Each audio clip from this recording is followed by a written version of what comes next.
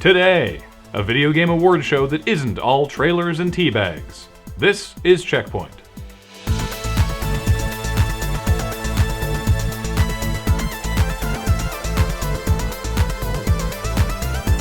Feliz Navidad! Welcome to Checkpoint. Feliz Navidad! Welcome to Checkpoint. Feliz Navidad! Will you please shut up? Welcome to Checkpoint, where apparently it's Mexican Christmas. Before last week's VGAs, the last Metal Gear Rising trailer came out in 2008. Wow, really? Jeez. Well, we've only just found out that since that trailer, the game was secretly cancelled, and only recently has been picked up by Bayonetta developers Platinum Games. You could have told us, Konami. Every E3 since 2008 have been excitedly awaiting more news about Metal Gear Rising, and if Platinum hadn't come along to carry the torch, I would have basically been doing that every year forever. When you release an awesome trailer and then don't say anything for a while, we assume it's because you're working real hard at making it more awesome. If you're going to announce it publicly, cancel it publicly. Am I still excited?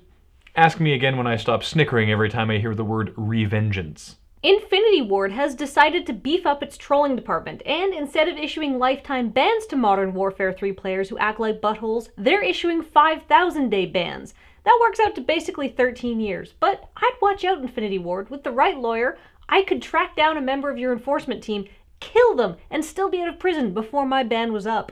Obsidian Entertainment's Chris AVELLONE said recently that he's very excited by the future of digital downloads and, quote, hopes it stabs the used game market in the heart. This may sound extreme, but this is actually just how Chris AVELLONE solves all of his problems. Coffee too hot, stab the intern in the heart, and they'll never make that mistake again. In fact, there's very few problems that aren't permanently solved by a good heart stabbing.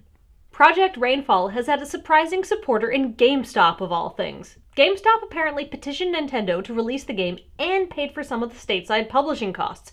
The news isn't all good, however, because a GameStop source says the pre-order numbers aren't looking so hot.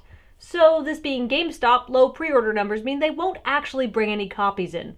See? They did something nice and we can still make fun of them. We're super jaded. In an email response, Valve's greater Uber maestro Gabe Newell said that Valve would be announcing something with a 3 in the name at 2012's E3 conference. This sounds exciting initially until you realize that it could be literally anything they make.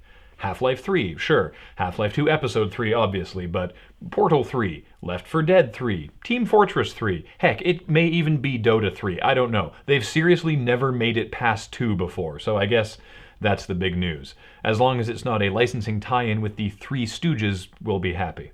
As 2011 limps towards an eggnog-fueled demise, it's time to sidle up to the easy story trough I call the end of the year list. Here's Paul with the Checkpoint 2011 Game Awards.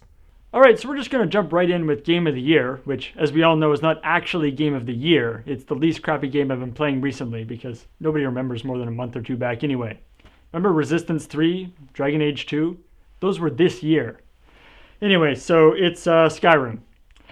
Moving on, Best RPG, well, that's Skyrim. Best First-Person Shooter, Skyrim, because it's first person.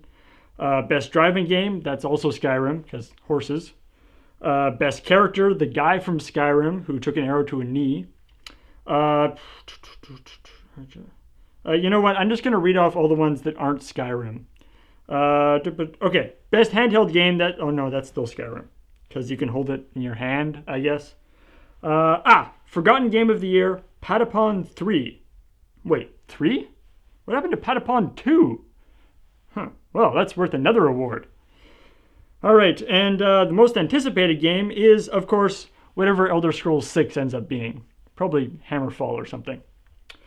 Alright, so yeah, this has been the 2011 Skyrim Awards. Thank you, Paul. My favorite Skyrim this year was Skyrim. Skyrim, Kathleen. And a merry Skyrim to you.